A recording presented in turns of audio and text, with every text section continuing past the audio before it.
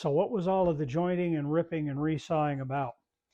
It was to salvage this stuff. I showed you a close-up previously in the video of how ratty looking this stuff is. And it took a lot of waste out of it to get just this amount here. And here's a couple of more slats of it that I got out of the deal. You know, it is what it is. It yields what it yields. You do the best you can do. But why am I even bothering with the video? Some encouraging words. This is cypress. It used to be water supply pipe in a fish hatchery. It was underground for 83 years. I have used this before in a guitar, and you may have seen it in a video that I did a couple of years ago. So I know at least that it does work. When I built the first guitar out of it, I really wasn't sure, but it was worth the experiment. And it was worth it to glean this stuff out of the remaining pieces that I had. But there are some problems, but there are also some benefits. So I want to just do a quick thing about the pros and cons and the reasons why I would go after something like this. And I want to encourage anybody who's building to think along the same lines, because I think there's wonderful possibilities out there for all of us. I believe greatly in salvaged material and repurposed, reclaimed material. That's part of the reason I call myself the pragmatic luthier. Well, let's look at the downsides first.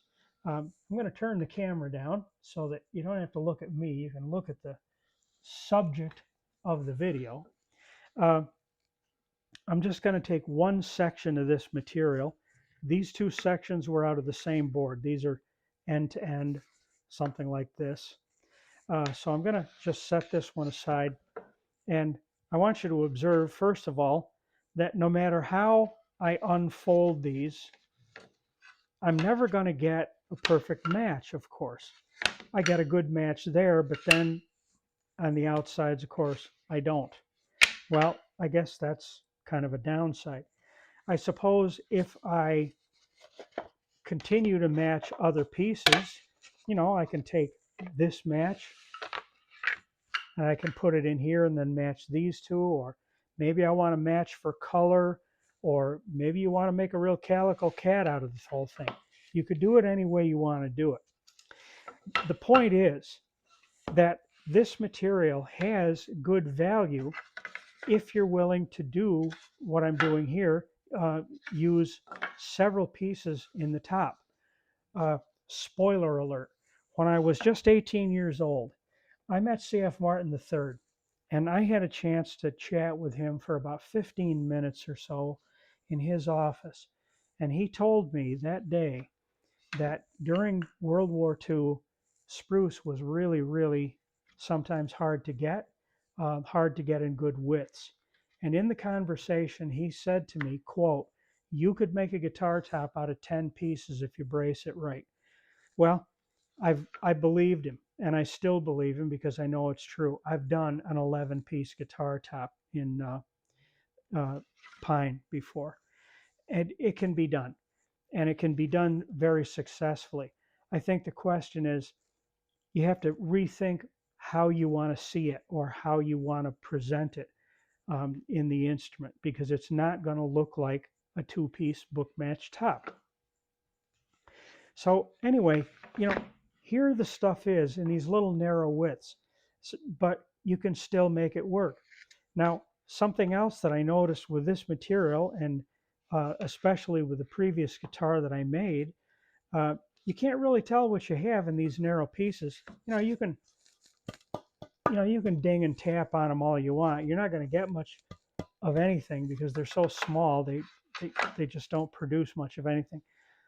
But if you lay up a top, you get one laid up, you begin to learn more about what you have tonally and what you have mechanically. I found this stuff to be very flexible across the grain. Well, that can be a disadvantage. Sometimes you don't want that, but you can recoup some of that flexibility. You can stiffen the guitar by making a narrow instrument out of it in the first place. I'm just going to unfold these real quickly at random.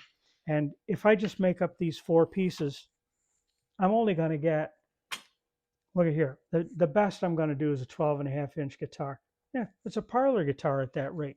And that's fine, because if that material is flexible, that's what you can do. If this turned out to be really stiff, then you could feel free to go much wider and feel comfortable that you're going to have your treble response out of it. With it so flexible, it's going to be hard to keep good high frequency going. So, you could match other pieces in with it. I could put these out there to get a wider guitar, but my preference still is to make narrower instruments. And I think with some judicious matching here and there, I could bring this out maybe to as much as a 14-inch instrument. And there is another trick that you can do. I'm going to back away from the camera for just a second. I'm going to grab a body form here, a pattern, and you can, in just the right circumstance, you can glue up a top, and I'm too narrow here. Sometimes you can get enough material out of here that you can move it down there and glue it on, and it's barely even visible. That's another possibility. So here it is, old cypress, presented to you by the old pragmatic luthier. And I want to encourage everyone again to look at used materials, salvaged materials. I don't care whether it's an old dresser or a barn beam or whatever it happens to be. It can have some real value, and not just as, conifers for tops and that sort of thing, but for backs and rims and whatever you want to do with it. Or for that matter, for furniture. You can do wonderful things with salvaged material. So I know I'm probably preaching to the choir, but I couldn't resist, because this cypress is really kind of a nice toasty color, and I really like it. So happy building to everybody. Keep your eyeballs peeled for that vintage. I said the wrong word. Keep your eyeball peeled for materials that would otherwise be cast aside, salvageable material. And just a quick reminder, there's a company in Alaska that'll charge you $2,000 for some of this stuff that's been underground or underwater for enough years, and it's all turned black and blue and gray or whatever it is. You can pay a lot of money for this stuff. Doesn't necessarily make the guitar top any better, but it makes it more desirable, because these days, if it's more than 3 weeks old, it's vintage, right? Hey, thanks for watching. See you again next time.